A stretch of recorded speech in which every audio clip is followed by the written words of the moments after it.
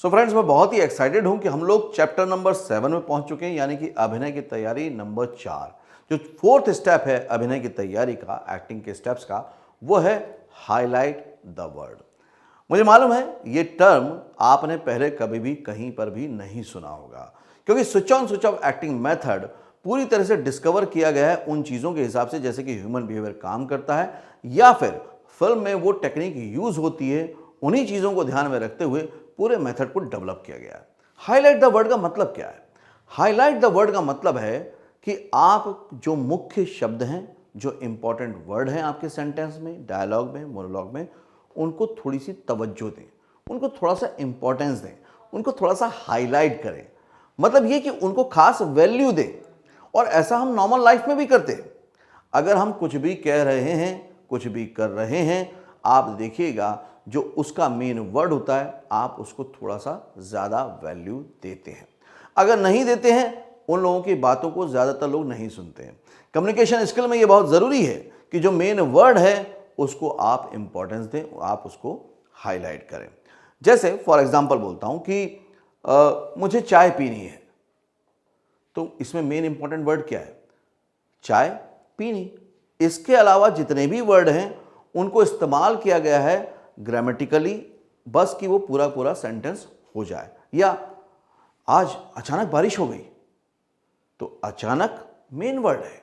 बारिश होना तो सामान्य बात है, लेकिन अचानक बारिश हो गई मतलब कि मेरे को प्रोडक्शन नहीं था, मुझे नहीं लगा था, आसमान साफ दिख रहा था, तो मेन वर्ड क्या हो गया? अचानक। ऐसे ही नॉर्मली हम बात करते हैं।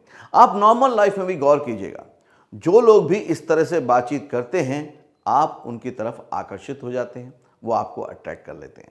आपको मुख्य शब्द को, मेन वर्ड को हाईलाइट करना जो आपके मोनोलॉग में आपको दिख रहा है, वो कम से कम एक होगा और एक से ज़्यादा भी हो सकता है। अब ये तय कैसे करेंगे? ये तय आपको अपने आप करना है। इसमें कुछ भी खास आपको कोई रॉकेट साइंस नहीं लगानी है, ये अपने आप पता चल जाएगा इसमें मुख्य शब्द क्या है। जैसे मैंने सामान्य तौर पर बोला कि चाय पीनी है, अचानक बारिश हो गई, मुझे गाना गाना अच्छा लगता है, तो इसमें क्या है? गाना और अच्छा। तो मुझे एक्टिंग करना बहुत पसंद है। एक्टिंग करना बहुत मेन वर्ड है कि मुझे बहुत ज़्यादा पसंद है, क्योंकि पसंद तो आमतौर पे हमें बहुत सारी चीज़ें होंगी, लेकिन उसमें बहुत पसंद मतलब सबसे ज़्यादा पसंद है। इसको मैं आपको एक केस स्टडी के साथ बताता हूं, जो मैंने अपनी किताब switch on switch off acting method में भी बताई है, उसको बताता हूं। फिल्म शोले, जो कि इंडियन फिल्म हिस्ट्री में एक ऐसी फिल्म है जिसको कोई भी हमेशा सीखने के लिए देखता है। इस फिल्म की खासियत यह है कि इस फिल्म के हर लाइन को डायलॉग माना गया। और उसके पीछे कारण क्या है? कारण यह है कि हर एक्टर ने जाने अनजाने हाईलाइट द वर्ड को यूज किया है। अगर इस टेक्निक को आपने सीरियसली फॉलो किया, प्रैक्टिस किया, तो आप एक्टर से बहुत अच्छे स्टार और एक बहुत बड़े सुपरस्टार बन सकते हैं। राइट, इसमें आप सुपरस्टार लेवल तक जा सकते हैं, क्योंकि आप ये ट्रिक जानते हैं कि कैसे मैं अपनी लाइंस को बोलूं कि वो दर्शकों को कनेक्ट कर जाए, उनको इंप्रेस कर दे, उनको लगे यार क्या बोला है, भले ही वो नॉर्मल लाइंस हो। तो शोले का एग्जांपल देता हूं। इस फिल्म में गब्बर सिंह का जो किरदार है वो सेंट्रल कैरेक्टर है। पूरी की फिल्म की कहानी इसके इर्द गिर्द घूम रही है। और वो कैरेक्टर कैसा है? बहुत खूंखार है। मतलब ये कि उससे पूरा गांव डरता है, वो जेल तोड़ के भागा हुआ है। उसने ठाकुर का, जो कि एक पुलिस का एक सीनियर इंस्पेक्टर था, उसके पूरे परिवार का सफाया कर दिया, उसके भी हाथ काट दिए हैं। कितना खूंखार डाकू है। ऐसे खूंखार डाकू का जब चयन होना था तो सबने चयन किया डैनी डेंगजम्पा का, क्योंकि उनकी आंखों में एक दहशत है, बड़ी बड़ी आंखें हैं, बॉडी बहुत मस्कुलर है, हमेशा से फिट रहते हैं वो, और आवाज में वो थर्राहट है कि कोई भी सुने तो कांप जाए, डर जाए। तो गब्बर सिंह के लिए परफेक्ट चॉइस थी। लेकिन हुआ ये, किसी कारणवश फिल्म को साइन करने के बाद भी वो ये फिल्म नहीं कर पाए। जब वो नहीं कर पा रहे थे, फिल्म का सेट लग चुका था, अब किसी नए एक्टर को या किसी एक्टर को वहां पे चांस देना था, तो रमेश सिप्पी को लगा कि इसके लिए एक नए एक्टर को लेना अच्छा होगा, जो कि थे अमजद खान। लेकिन पूरी यूनिट, खासतौर से सलीम जावेद, बिल्कुल भी इसको पसंद नहीं कर रहे थे, क्योंकि उनका कहना था, जो कि जायज़ भी था और सही भी लगता है, कि गब्बर सिंह जिसकी आंखें में दहशत होनी चाहिए, आंखें बड़ी बड़ी होनी चाहिए, डरावनी होनी चाहिए, अब अमजद खान जी की आंखें बहुत छोटी छोटी। आवाज में एक कड़कपन होना चाहिए जिससे लोग डर जाएं, एक गुर्राहट होनी चाहिए शेर जैसी, लेकिन ऐसा कुछ नहीं, उनकी आवाज में भी बेस नहीं था। बॉडी भी बहुत दुबली पतली थी। मतलब कि गब्बर के कैरेक्टर के लिए जो जो चीजें चाहिए थी, कैरेक्टराइजेशन के लिए जो जो चीजें चाहिए थी, वो अमजद खान में एक भी नहीं थी। फिर क्या हुआ ऐसा कि एज अ डायरेक्टर वो कन्विंस हो गए, वो था highlight the word. Amjad Khan की परफॉर्मेंस में कुछ ऐसी खास बात थी जो उनको लग गई और लगा कि गब्बर सिंह को इससे अच्छा कोई प्ले नहीं कर सकता। अब उदाहरण देके एक सीन से समझाता हूं, मैं भी समझा रहा हूं, लेकिन बाद में ये जरूर रिक्वेस्ट करूंगा सभी लोग YouTube पे जाके इस सीन को दोबारा देखें और देखें कि कैसे एक कलाकार इस जरा सी ट्रिक से इतना बड़ा स्टार बन जाता है कि आज उसकी परफॉर्मेंस को आइकॉनिक परफॉर्मेंस माना जाता है। आज अमजद खान को गब्बर सिंह के नाम से पहचाना जाता है। आज किसी भी एक्टर को इतनी तारीफ कभी भी एक किरदार की कभी भी नहीं मिली जितनी अमजद खान को गब्बर सिंह के किरदार के लिए मिली। ये पहली फिल्म थी जहां पर जब दर्शक बाहर निकलते थे तो हीरो हीरोइन के डायलॉग नहीं बोलते थे, वो विलेन के डायलॉग बोलते थे।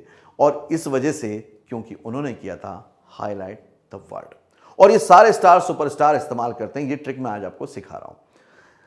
इसमें एक सीन है जहां पर कि उनके सिर्फ पैर दिख रहे हैं और एक बेल्ट दिख रही है। मतलब ये कि एक्टर का जो मेन टूल है फेशियल एक्सप्रेशंस, वो है ही नहीं स्क्रीन पर, बॉडी लैंग्वेज है ही नहीं। इसका मतलब अब पूरी डिपेंडेंसी है डायलॉग डिलीवरी पे। और यहां पर अमजद खान ने वो कमाल करके दिखाया है। एक नॉर्मल सा कन्वर्सेशन है जहां पर उनके गुंडे पिटकर आ गए हैं जय वीरू से और वहां पर वो उनसे बातचीत कर रहे हैं। वो चीख नहीं रहे, चिल्ला नहीं रहे। डायलॉग है कितने आदमी थे, वो बोलता है सरकार 2। फिर वो बोलते हैं कि वो 2 थे और तुम 3, फिर भी वापस आ गए। तो यहां पर एक उस तरह के उस लेवल के डाकू को कितना गुस्सा होगा। अगर ये डायलॉग मुझे या आपको मिल जाए तो हम लोग कैसे परफॉर्म करेंगे? बहुत गुस्से में परफॉर्म करेंगे। कितने आदमी थे, सरकार 2, वो 2 थे और तुम 3, फिर भी वापस आ गए। एक्चुअली डायलॉग आपको लगेगा तो सही कि बहुत अच्छा परफॉर्मेंस है, लेकिन एकदम पंचर परफॉर्मेंस है, एकदम जीरो परफॉर्मेंस है, क्योंकि इसमें मजा ही नहीं है। यहां तक तो अमजद खान चिल्लाए भी नहीं हैं, इसके बाद चिल्लाते हैं सुअर के बच्चों, और तब उनका फेस रिवील होता है। यहां पे इंपॉर्टेंस मैं आपको बताता हूं, उन्होंने कैसे बोला है, बहुत खास ध्यान दीजिएगा उन्होंने कैसे किया है हाईलाइट द वर्ड। कितने आदमी थे, सरकार 2, वो 2 थे और तुम 3, फिर भी वापस आ गए। समझ पाए? एक बार और रिपीट करता हूं, कितने आदमी थे, कितने, क्योंकि इंपॉर्टेंट क्या है, कितने थे। वो ऐसे कितने लोग थे जिनसे तुम गब्बर सिंह के आदमी हार के आ गए। तो उसके लिए उसका ईगो हर्ट हुआ है, उसको बहुत गुस्सा आ रहा है कि ऐसे कितने लोग थे। तो मेन क्या है, कितने, सरकार 2, वो 2 थे, 2। मेन बात उसके लिए क्या है कि सिर्फ 2 थे, वो 2 थे। उसका मेन क्वेश्चन मार्क है, अपने गुंडों पे, अपने डाकुओं पे क्वेश्चन मार्क है कि वो 2 थे, तो उसने 2 को हाईलाइट किया है। और तुम 3 को हाईलाइट किया है, क्योंकि मेन मुद्दा यह है कि वो 2 थे और तुम 3, तो कैसे। और फिर और तुम 3, फिर भी वापस आ गए, फिर भी। अब अगर इस पूरे कन्वर्सेशन को देखेंगे तो क्या था मेन वर्ड, कितने, 2, फिर भी। गब्बर सिंह का मेन मोटो यह है कि कितने लोग थे, 2 थे, 3 थे और फिर भी। इसके अलावा उसको किसी बात से मतलब नहीं, बाकी वर्ड्स सिर्फ सेंटेंस को स्ट्रक्चर करने के लिए किए गए हैं। कितने आदमी थे, कितने, वो 2 थे, 2 और तुम 3, फिर भी वापस आ गए, फिर भी। देख रहे हैं नॉर्मल इंफॉर्मेटिव कन्वर्सेशन को किस लेवल तक वो लेकर चले गए। इतना ही नहीं, उन्होंने जब 2 लाइन के डायलॉग बोले तब भी इस बात का ध्यान रखा, होली कब है, होली कब है, कब है ना। और फिर रिपीट किया, कब है होली। तो एक बार उन्होंने कब है को हाईलाइट किया, एक बार उन्होंने होली को हाईलाइट किया है। आज आपको ये परफॉर्मेंस जरूर देखनी चाहिए और समझना चाहिए कि एक एक्टर, नॉर्मल एक्टर, नया एक्टर कैसे एक स्टार और सुपरस्टार बनता है। आप भी कोई डायलॉग ले रहे हैं, कोई मोनोलॉग ले रहे हैं, उसमें मार्क कीजिए, उसको बीच में अंडरलाइन कर दीजिए कि इस वर्ड को मुझे हाईलाइट करना है, इसके मुझे खास तवज्जो देनी है। तवज्जो देने का, हाईलाइट करने का मतलब बिल्कुल भी नहीं है कि आप उसको चिल्ला के बोलें, बिल्कुल नहीं। आपको उसको खास वैल्यू देनी है, वो ज़रूरी है। जैसे कि अगर मैं बताऊं, एक डायलॉग दे देता हूं आपको कि कामयाबी के दरवाजे उन्हीं के लिए खुलते हैं समीर, जो उसे खटखटाने की हिम्मत करते हैं।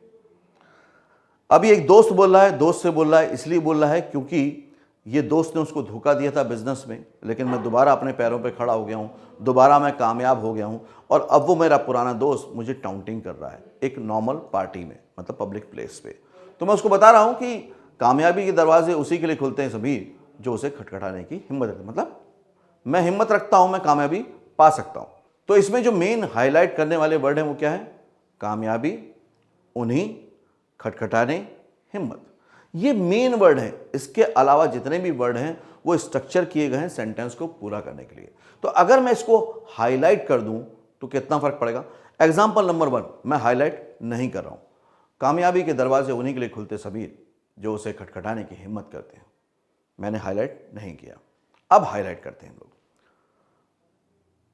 कामयाबी के दरवाजे उन्हीं के लिए खुलते हैं समीर जो उसे खटखटाने की हिम्मत करते हैं। अब यहां पर किसी भी वर्ड पे मैं चिल्लाया नहीं, लाउड नहीं गया, लेकिन खास वैल्यू देंगे तो आप देखेंगे आपकी एक्टिंग एकदम एक्स्ट्रा ऑर्डिनरी एक्टिंग हो जाएगी और आपको करने में मजा भी आएगा। क्योंकि जब आप मेन वर्ड को समझ जाते हैं तो इससे एक दूसरा फायदा होता है कि आप डायलॉग को समझ जाते हैं कि इसके पीछे मुद्दा क्या है, ये बोल क्यों रहा है। वो जो खास वर्ड है उसको पकड़ लीजिए। ये मैं आपके साथ इसलिए शेयर कर पा रहा हूं क्योंकि मैं खुद एक राइटर रहा हूं, डायरेक्टर रहा हूं। तो जब राइटर लिखता है तो उसको मालूम होता है कि मेन वर्ड कौन से हैं। अगर आपने उसको अंडरस्टैंड कर लिया और हाईलाइट द वर्ड करके प्रैक्टिस करके परफॉर्म कर दिया, बस आपकी परफॉर्मेंस एकदम 100% हो जाएगी। मेरा नाम है अंजलि। लोग कहते हैं कि मैं एक बिंदास बंदी हूं। सीधा सा फंडा है बॉस, जो दिल में वो जुबान पे। तो जो अगला मोनोलॉग एक ले लेते हैं हम लोग। तो ये क्या है? प्रैक्टिस करने के लिए डायलॉग है आपका। अच्छा तो मुस्कुरा दो, तुम्हारे खूबसूरत चेहरे पर फैली उदासियां मुझसे देखी नहीं जाती, तुम हंसती मुस्कुराती ही अच्छी लगती हो, तुम्हारी प्यारी सी हंसी के लिए कुछ भी कर सकता हूँ, जानवरों जैसी हरकत कर सकता हूँ, जोकर बन सकता हूँ, बंदर की तरह गुलाटी मार सकता हूँ, बस तुम मुस्कुरा दो प्लीज़। तो ये एक लड़का या लड़की रिक्वेस्ट कर रहे हैं अपने पार्टनर से कि भाई वो उदास है, तो वो चाहता नहीं कि उदास हो, तो वो उसके सामने इस तरह से बात करे कि यार तुम हंसते मुस्कुराते अच्छे लगते हो। तो हम लोग भी कई बार कन्विंस करते हैं ना इस तरह से। तो इसमें हाईलाइट द वर्ड करते हैं, अच्छा तो मुस्कुरा दो, अच्छा तो मुस्कुरा दो। अब इसमें मेन वर्ड क्या है? मुस्कुरा दो, है ना? ये मेन वर्ड है। तो इसको हाईलाइट करके हम बोल सकते हैं अच्छा तो मुस्कुरा दो। अब मुस्कुरा दो, इसको थोड़ा सा मैंने खास वेटेज दिया तो वो अलग से हो जाएगा। अदरवाइज क्या होगा? अच्छा तो मुस्कुरा दो, तो एकदम चारों वर्ड फ्लैट जा रहे हैं। अच्छा तो मुस्कुरा दो, मतलब उसमें जो रिक्वेस्ट है, उसके पीछे का भाव है, वो उस वर्ड में आ जाना चाहिए। तुम्हारे खूबसूरत चेहरे पर फैली उदासियां मुझसे नहीं देखी जाती। तो यहां पर क्या है? तुम्हारे खूबसूरत चेहरे पे, क्योंकि क्या है, जब हम उसकी इंपॉर्टेंस बताते हैं तो वो अच्छा लगता है। तो खूबसूरत चेहरा यहां पे इंपॉर्टेंट है। और फिर क्या है? उदासियां। तुम्हारे खूबसूरत चेहरे पर फैली उदासियां, इसको थोड़ा सा हाईलाइट करो, अच्छी नहीं लगती। मतलब यह है कि कंपैरिजन है। तो यहां पर मेन क्या कॉन्फ्लिक्ट क्या है? खूबसूरत चेहरा और उदासियां। तो इन दोनों वर्ड को हाईलाइट कर लीजिए। उसके बाद है तुम हंसती मुस्कुराती ही अच्छी लगती हो, तुम हंसती मुस्कुराती ही अच्छी लगती हो। अब यहां पर आप हंसती मुस्कुराती ये भी ले सकते हैं और उसके साथ साथ अच्छी लगती है ये भी ले सकते हैं। लेकिन अगर थोड़ा सेंसफुली आप देखेंगे तो क्योंकि हंसने मुस्कुराने की बात पहले भी हो चुकी है, तो यहां पर सिर्फ अच्छी लगती पे भी करेंगे तो भी अच्छा लगेगा। जैसे तुम हंसती मुस्कुराती ही अच्छी लगती हो। अगर आप फीमेल हैं तो आप बोल सकते हैं तुम ना हंसते मुस्कुराती ना अच्छे लगते हो। अच्छे लगते हो पे खास वेटेज जाना चाहिए। तुम्हारी प्यारी सी हंसी के लिए कुछ भी कर सकता हूं। अब यहां पे मेन क्या है? सब टेक्स्ट समझे तो तुम्हारी प्यारी सी हंसी मतलब तुम्हारी खुशी के लिए। कोई आदमी खुश होता है तो ही तो हंसता है ना। ये बात पक्की है कि अगर वो दुखी है तो इसका मतलब मुस्कुरा नहीं रहा है। तो तुम्हारी प्यारी सी हंसी के लिए मतलब तुम्हारी खुशी मेरे लिए बहुत इंपॉर्टेंट है। तो यहां पर है तुम्हारी प्यारी सी हंसी, प्यारी सी हंसी 3 वर्ड होगा, इसको हाईलाइट करना है। कुछ भी कर सकता हूं, कुछ भी, प्यारी सी हंसी, कुछ भी, आप अपने हिसाब से मार्क कर सकते हैं। तो तुम्हारी प्यारी सी हंसी के लिए कुछ भी कर सकता हूं। अब प्यारी सी हंसी को अलग हाईलाइट करना है और कुछ भी मतलब किसी भी लेवल पे जा सकता हूं, उस तरह से आपको इसको एक्सप्रेस करना है। जानवरों जैसी हरकत कर सकता हूं। अब इसमें मेन वर्ड बताने की जरूरत नहीं है, जानवर ही मेन वर्ड है। मतलब कि जैसा उसने बोला कि मैं किसी भी लेवल पे जा सकता हूं, तो क्या बोला, जानवरों जैसी हरकत कर सकता हूं। तो जानवरों पे आपका मेन हाईलाइट होना चाहिए। उसके बाद है जोकर बन सकता हूं। तो जोकर मेन हो गया कि मेन है भाई कि जोकर जैसे मतलब पागलों जैसी हरकत भी मैं कर सकता हूं। बंदर की तरह गुलाटी मार सकता हूं। अब देखिए कोई भी इंसान जब बंदर की तरह गुलाटी मारेगा तो कितना बेवकूफाना लगेगा, कितना जोकरपना लगेगा। लेकिन वो क्या बोल रहा है, क्योंकि मैं कुछ ऐसी हरकत करूंगा उल्टी सीधी ताकि तुम हंस दो, मुस्कुरा दो, क्योंकि वो मेरे लिए इंपॉर्टेंट है। तो बंदर की तरह गुलाटी भी मार सकता हूं। तो बंदर और गुलाटी भी हो सकता है या बंदर भी हो सकता है। आप इन दोनों को या किसी एक वर्ड को भी हाईलाइट कर सकते हैं। बस तुम मुस्कुरा दो प्लीज। बस तुम मुस्कुरा दो, मतलब मेरे लिए इंपॉर्टेंट क्या है, उसकी मुस्कुराहट, उसकी खुशी। तो बस तुम मुस्कुरा दो प्लीज। अब दोनों वर्ड रिपीट हो रहे हैं तो यहां पे हाईलाइट कैसे कर सकते हैं, बस तुम मुस्कुरा दो। तो यहां पे लेते हैं मुस्कुरा दो प्लीज। यहां पे प्लीज आपका मेन वर्ड हो गया। तो इस तरह से अगर आप सारे डायलॉग्स को, सारे मोनोलॉग्स को प्रैक्टिस करेंगे, आप देखेंगे कि आपकी परफॉर्मेंस एकदम अलग ही लेवल पे जा रही है और आप वाकई एक एक्टर से स्टार, स्टार से सुपरस्टार बन सकते हैं। All the very best.